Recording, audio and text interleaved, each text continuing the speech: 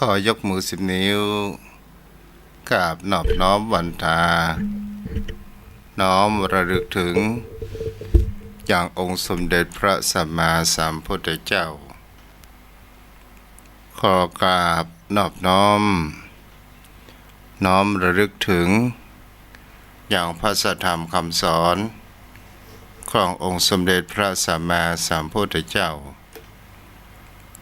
ขอกราบนอบน้อมอย่างพระสงฆ์สาวกขององค์สมเด็จพระสัมมาสัมพุทธเจ้าและขอถวายความเคารพนอบน้อมไหว้สามายังครูบาอาจารย์พระเถระเจ้าพระภิกษุสงฆ์สามเณรที่รับฟังอยู่และขอเจริญพรมายังพ่อออกไม่ออกศรัทธาโยมพ่อโยมแม่โยมพี่โยมน้องพ่อหมอนแม่หมอนพ่อวุ้ยแม่ป้าทุกท่านทุกคนที่ติดตามรับฟังอย่างรายการธรรมะยามเย็นทางสถานีวิทยุเพื่อการศึกษาพระพุทธศาสนาและวัฒนธรรมจังหวัดเชียงใหม่104.5 เมกะเฮิรตซ์ทุกวันพฤหัสและวันศุกร์ในตอนเย็นก่อนจะเคารพธงชาติมาแล้วเด้อโยมพ่อโยมแม่เมื่อตะคืนนี้ก็ขออภัยไว้ตัวเจ้ามีอาการเหนื่อยเป็นไข้หวัดเพราะว่าอากาศมันเย็นศรัทธาญาติโยมเฮาก็จะหันได้ว่าเมื่อตะวันนี้อากาศเย็นมากเป็นสิ่งที่เราจะหันได้ว่ามันมีความมืดมามีความแสงสว่างของพระอาทิตย์ที่จะสาดส่องลงมาเพื่อความอบอุ่นบนโลกใบนี้นี่เป็นสิ่งที่เราจะหันได้ว่านี่ก็คือเป็นสิ่งที่สัจธรรมแห่งชีวิตที่มันเกิดขึ้นเป็นสิ่งที่คนเรานั้นบ่สามารถที่จะบังคับบัญชามันได้ว่าจะห้ามหนาวห้ามร้อนห้ามฝนห้ามอย่างสิ่งที่จะเกิดขึ้นมันบ่สามารถที่จะห้ามได้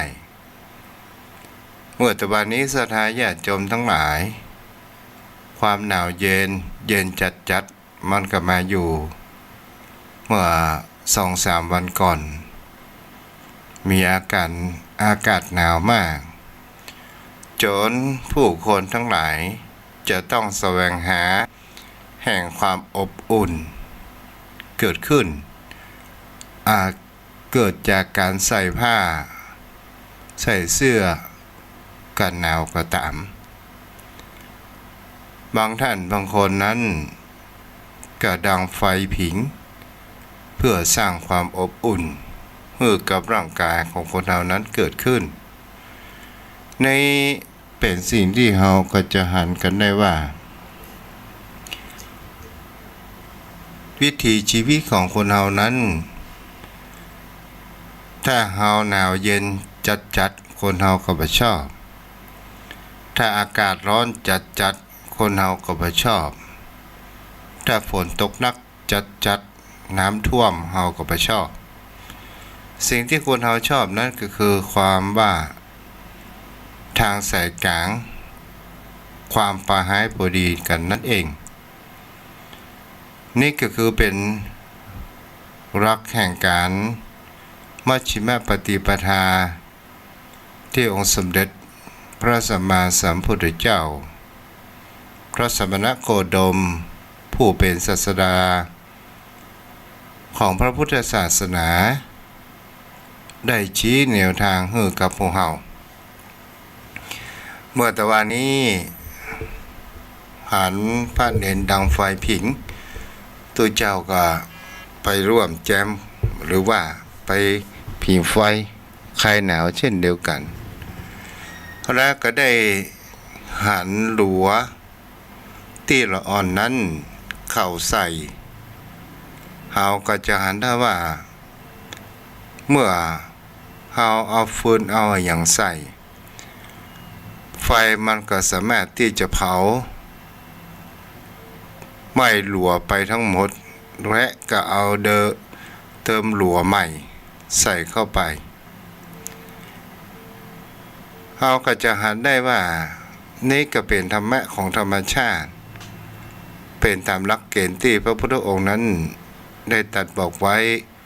มีอยู่หลายทางเช่นเดียวกันเราจะหันแทนประการเรื่องว่าธาตุไฟ เป็นสิ่งที่คนเฮานั้นจะหันได้ว่าไฟมันเผาได้ทุกสิ่งทุกอย่างไฟสามารถที่จะทำลายได้ทุกสิ่งทุกอย่างเกิดขึ้นอันนี้ก็คือเฮามองอยู่ต่างนอกเอาจะหันได้ว่าไฟแม้กระทั่งร่างกายของคนเฮามันก็ย่อยสลายไปกับธาตุไฟได้เช่นเดียวกันและเฮามองไปแหมเป็นทางธรรมะเฮาก็จะหันได้ว่าไอ้อย่างก็ตามถ้าเฮาเติมเชื้อหรือว่าเฮาเติมดัวเข้าไปไฟมันก็ลุกแรงและก็สร้างความอบอุ่นให้กับร่างกายของคนเฮายิ่งเติมมันก็ยิ่งหมดไหม้ไปทั้งหมดนี่โยมพ่อโยมแม่เฮาก็ลองได้ศึกษาลองตึกตองสังเกตกันเอาไว้เป็นสิ่งที่คนเฮานั้นก็จะต้องมีการเรียนรู้ไปหลายสิ่งหลายอย่าง ที่มันเกิดขึ้นตามหลักธรรมชาติตามกฎเกณฑ์อย่างในช่วงนี้ศรัทธาญาติโยมทั้งหลายกฎเกณฑ์ของธรรมชาติได้สร้างแห่งคำว่าเชื้อโรคซึ่งมีวิวัฒนาการเกิดขึ้นศรัทธาญาติโยมทั้งหลายเราจะหันได้ว่าแม้กระทั่งเชื้อโรคยังมีวิวัฒนาการของมันเองอย่างกับในช่วงนี้โรคโควิดโรคที่ติดต่อเราจะหันได้ว่าพื้นที่จังหวัดเชียงใหม่ของเราเมื่อแต่ก่อนนั้นเมื่อต้นปียังมีคำว่าสีเขียวอยู่ต่อมาก็เป็นพื้นที่สีส้มและสีแดงโดยอัตโนมัติและก็ปอกกาแม่ค้าร้านค้าก็ต้องหยุดชะงักไปเป็นสิ่งที่เราจะหันได้ว่านี่ก็คือธรรมชาติมันก็เหมือนกับว่ามาลดจำนวนประชากรของโลกลงแต่นี่เรามองทางด้านสิ่งที่ในแง่ทางบวก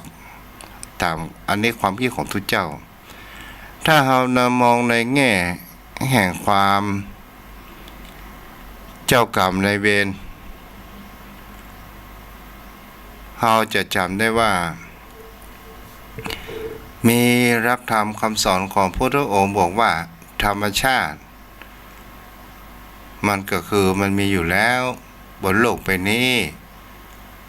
มันเป็นแต่สิ่งของที่ว่างเปล่าหลวงพ่อ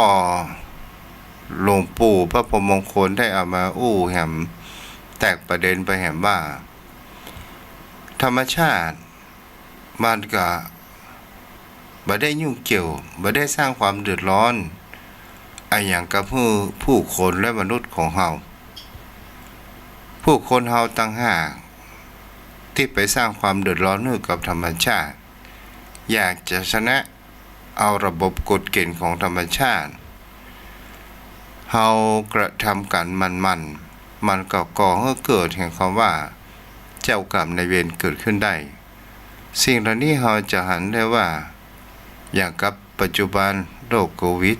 มันเข้ามาผู้คนเฮาอยากจะเอาชนะเช่นเดียวกันแต่เฮาจะหันได้ว่ามันก็มีการพัฒนาตัวของมันเองถ้าเฮามองในแง่การศึกษาปัญหาในชีวิตก็คือการเรียนรู้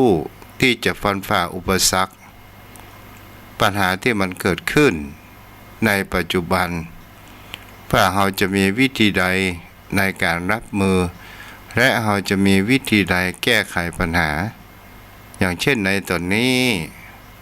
แต่ละประเทศก็หันมารักษาโดยการที่ว่าผลิตศึกษาคำว่าวัคซีนที่จะเอามาฉีดเพื่อต่อต้านไม่ให้เป็นโรคโควิดอย่างนี้เป็นต้นเอาละโยมพ่อโยมแม่ตัวเจ้าก็ได้เกิดนำเกี่ยวกับไฟเป็นสิ่งที่เราจะเห็นได้ว่ามันเป็นของร้อนครั้งหนึ่งพระพุทธองค์นั้นได้โปรดชาดินสามพี่น้องและพระพุทธองค์นั้นได้ตรัสธรรมอาทิตตปริเยยสูตรเกี่ยวกับความของร้อนไฟเป็นของร้อนก็คือสิ่งอย่างพ่องที่มันเป็นของร้อนที่มันจะทำลายไปทุกสิ่งทุกอย่างไฟคือโทสะไฟคือราคะโทสะและโมหะนี่และเป็นสิ่งที่เราก็จะหันกันได้ว่าถ้าผู้คนเราทำลายไฟเหล่านี้ได้ก็ถือว่าจิตใจของเราก็จะมีแต่ความสงบเกิดขึ้นไฟคือราคะก็คือความกำนัดความอยากได้อยากมีอยากเป็นเราจะหันกันได้ว่าไฟคือราคะความกำนัดนี้เป็นสิ่งที่เผาผลาญของผู้คนเราทั้งหลายเมื่อเราอยากจะได้สิ่งใดเราบ่ได้มาด้วยเล่ห์เราก็จะได้เอาด้วยกลบ่ได้ด้วยมนต์ก็เอาด้วยคาถานี่ก็เป็นสิ่งที่เราก็จะหันกันได้ว่าบางครั้งบางสิ่งบางอย่างคนเรามีอวิชชาคือความมืดบอดก็คือความมองบ่เห็นแห่งความจริงเกิดขึ้นเมื่อเราบ่เห็นความจริงความมืดมนเกิดขึ้นหรือว่าความในการที่เรามีความหลงในตัวเองว่าเราจะอยู่เป็นอมตะบนโลกใบนี้แต่ที่จริงแล้วเรามาเยี่ยมเยือนบนโลกใบนี้เพื่อเรามาสร้างบุญญาบารมีมาสร้างสิ่งที่เป็นสั่งสมบุญกุศลที่เราจะนำพาเรานั้นไปสู่แห่งคำว่านิพพานในอนาคตตการของเรานั่นเองตัวผู้ที่สั่งสมนั้นก็คือคำว่าจิตวิญญาณของเรานั่นเองแต่ถ้าเราเกิดมาในชีวิตนี้เราต้องสั่งสมสิ่งที่บ่ดีบ่ชอบบ่งามที่มันรบในจิตใจจิตวิญญาณของเราก็จะบันทึกบ่ดีและมันก็จะไปในทางที่บ่ดีและถูกต้องเข้าไปสู่ทุกขติก็คืออบายภูมินั่นเอง ไฟคือโทสะศรัทธาญาติโยมทั้งหลายโยมพ่อโยมแม่ก็ลองติดตามข่าวในแต่ละวันจะเห็นได้ว่าไฟคือโทสะก็คือไฟแห่งความโกรธไฟแห่งอิจฉาริษยาสิ่งที่เราบ่ได้มาดั่งใจสิ่งที่มันบ่ถูกตาสิ่งที่มันบ่ถูกหูเราจะเห็นได้ว่าเราก็จะเป็นโคตรเป็นไฟเมื่อเป็นฟูงเป็นไฟแล้วต่างคนต่างจะมีความมืดบอดอวิชชาคือความบ่รู้จักเหตุจักผลและจะมาหาว่าโพลอะไรอย่างจะเกิดขึ้นในชั่วโมงข้างหน้าและเราก็จะเห็นได้ว่ามีความประหักประหารกันซึ่งเอาอุปนิสัยของว่าสัตว์เดรัจฉานเกิดขึ้นในจิตใจของเรานั่นเองประหัตประหารด้วยพละกำลังของตัวเองตีกันหัวร่างข้างแตกฆ่ากันประหัตประหารโดยความเป็นอยากจะเป็นที่หนึ่งแต่ถ้าว่าความเป็นที่หนึ่งแห่งความร่มสลายแห่งความวิบัติแห่งความทุกข์ก็จะทำให้เรานั้นได้รับแห่งกรรมวิบากได้รับแห่งความทุกข์เกิดขึ้นครอบครัวก็จะต้องพังทลายอนาคตของเราก็จะต้องหยุดชะงักไปอย่างนี้เป็นสิ่งที่คนเรานั้นก็จะหันได้ว่านี่ก็คือไฟของโทสะไฟแห่งกโมหะก็คือไฟแห่งความลุ่มหลงคนเรานั้นถ้าเรามีความลุ่มหลงสิ่งใดสิ่งหนึ่งถ้าเราบ่ได้วิเคราะห์ชัดเจนก็จะทำให้แต่มีแต่ความลุ่มหลงในวัตถุสิ่งของหรือในสิ่งที่เรามองมาหาทางอย่างเช่นเราลุ่มหลงในทางที่บดีก็คือมีความหลงในลักษณ์หลงในรูปหลงในวัตถุสิ่งของหลงในทรัพย์สินสมบัติแก้วแหวนเงินทองหลงตัวเองหลงหน้าหลงตาในอดีตก่อนเป็นนางสาวเป็นนางงามเคยเป็นที่หนึ่งมาแต่จะเนี่ยอย่าได้ให้ความเป็นที่หนึ่งความคงสภาพแห่งคำว่าสาวงามเกิดขึ้นอยู่ตลอดเวลาถ้าใครมาทักแก่ว่ามาผิวเฮานั้นหย่านย้อนคำคือแก่แล้วเฮาก็จะมีความโกรธเกิดขึ้นนั่นเองจะมีคำว่านี่ก็คือความรุ่มหลงในตัวเองเฮาไม่ได้มองผ่านในตัวเองนี่ก็คือเป็นไฟศรัทธาญาติโยมทั้งหลายไฟเป็นสิ่งที่คนเฮานั้นจะหันได้ว่าเฮาได้หันทิวดอยสมัยตะก่อนที่เพิ่นยังไม่ได้รณรงค์ในการเผาป่าเอาผักหวานอย่างนี้เป็นต้นศรัทธาญาติโยมทั้งหลายเฮาหันไฟที่ไหม้ดอยมันดูงามดูดีแต่รู้หรือไม่ว่าเฮาเข้าไปนั้นมันก็มีความร้อนมันสามารถที่จะเผาร่างกายของคนเฮานั้นได้นี่ก็คือไฟคือความร้อนไฟคือความร้อนถ้าเฮามองเป็นประโยชน์ถ้าเฮามองเป็นคุณมันก็ก่อให้เกิดแห่งความอบอุ่นกับร่างกายตัวของเฮาแต่ถ้าเฮามองมันเป็นโทษก็คือไอ้อย่างมากๆเกินไปเฮาก็จะหันได้ว่ามันก็จะเป็นโทษมันอาจจะทำลายทุกสิ่งทุกอย่างได้ฉะนั้นเป็นสิ่งที่คนเฮานั้นควรจะมองว่าถ้าเฮาหันผู้คนมีความโต้แย้งผิดเถียงกันเฮาก็ควรที่จะไปห้องไปเติมเป็นมือที่สามไปเติมเชื้อไฟ ให้มันลุกโหมกระพือขึ้นเฮาจงจุดแห่งความว่าไฟแห่งคำว่าราคะโทสะโมหะเหล่านี้ด้วยรักธรรมของพระพุทธองค์นั้นก็คือคำว่าพรหมวิหารสี่ก็คือคำว่าเมตตาธรรมเป็นสิ่งที่คนเรานั้นจะหันกันได้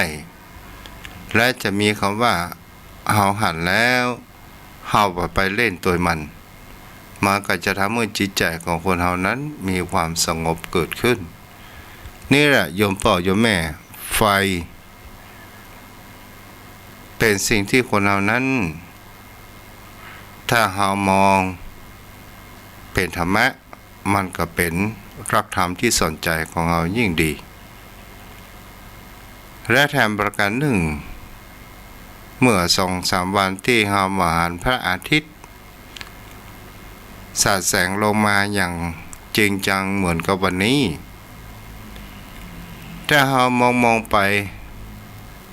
เฮาจะเห็นได้ว่าตะวันกับตะวันตกนี้มันมืดมนมาหันแสงพระอาทิตย์อย่างแท้จริงบ่ฮู้วันเวลาว่าตอนนี้กี่โมงกี่ยามถ้าเฮาสมมุติว่ามีนาฬิกา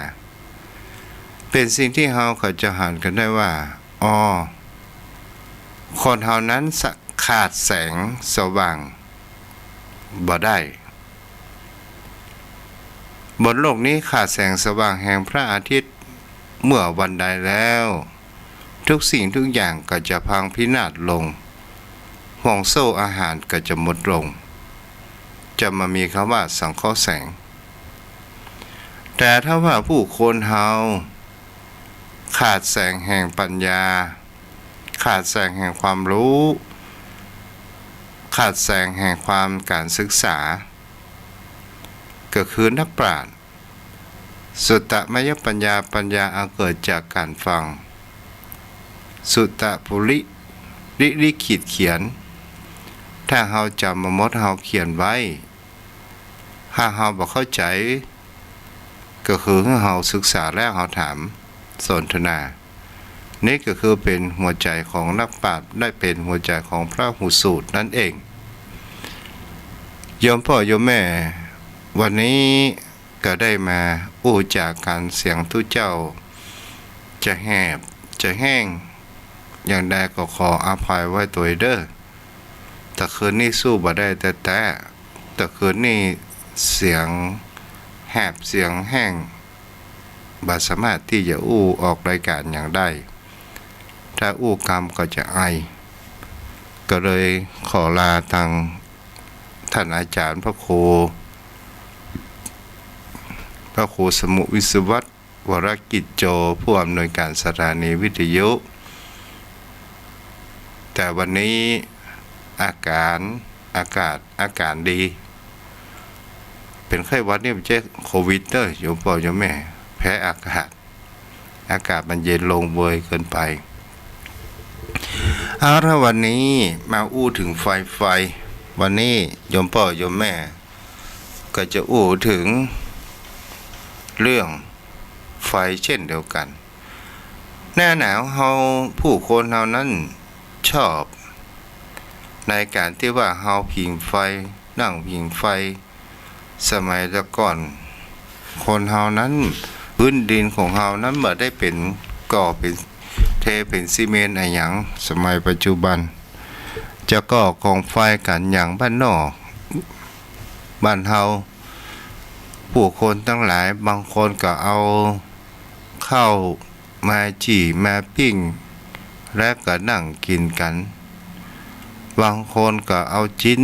มาปิ้งเอาจิ้นควายมามกบางคนบางท่านก็ใส่ข้าวหลามมีครอบครัวหนึ่งสถาญาติโยมทั้งหลายป่อก็เป็นคนที่อาบน้ำอาบท่าในช่วงแมลงสับเสร็จเรียบร้อยสมัยแต่ก่อนคนเปิ้นจะนุ่งสลงกันหมดกับสิ้นเนาะอาบน้ำอาบท่าอย่างเสร็จเรียบร้อยนุ่งเสื้อนุ่งผ้าแล้วก็นุ่งสลงเอาเงินไปหันลูก นั่งเอาข้าวหลามเอาพิงจี่สถานญาติโยมทั้งหลายเมื่อข้าวหลามหาลูกพิงข้าวหลามก็ลงไปด้วยอากาศที่มันหนาวเย็นอย่างประมาณนี้ก็ได้อาบน้ำอาบท่าแล้วก็มาผิงไฟหนาวอุ้ยหนาวแต่แล้วลูกบังเอิญก็หันป่อนั่งผิงไฟเพลินเกินไปนั่งกองเยาะนั่งของเยาะสาราญาติโยมทั้งหลายบังเอิญสลงนั่นมันปุดไปตัดเป้าค่อนพอดีโอ้ยหนาวลูกไปบังเอิญไปจะบอกป่อว่าใดดีป่ออย่างหนาวขนาดเนี้ยป่อลำออกฮะอะไรอย่างเหรอโอ้ป่อลำออกโอ้บังเอิญป่อมันไปหันข้าวหลามกับมันออกกับยังมันสุกแล้วก็เอาออกมากะลำออกนะก็เอาไม้จี้แหละมันฮ้อนมาได้ก็เอาไม้จี้กะป่อลำออกนะโอ้ไอ้นี่หมูเรื่องเอาจี้กับจี้แหละป่อจี้ได้ก่อนเอาจี้แหละโอ้สถานญาติโยมทั้งหลายลูกมันก็ไปหักเค็ดไม้ที่เปิ้นเหล่าตอกมาจี้พ่อมันก็หูอย่างใดโอ้สถานญาติโยมทั้งหลายลูกมันก็จี้ไปพ่อมันดีดกองฟืนกองไฟเหี่ยวฟืน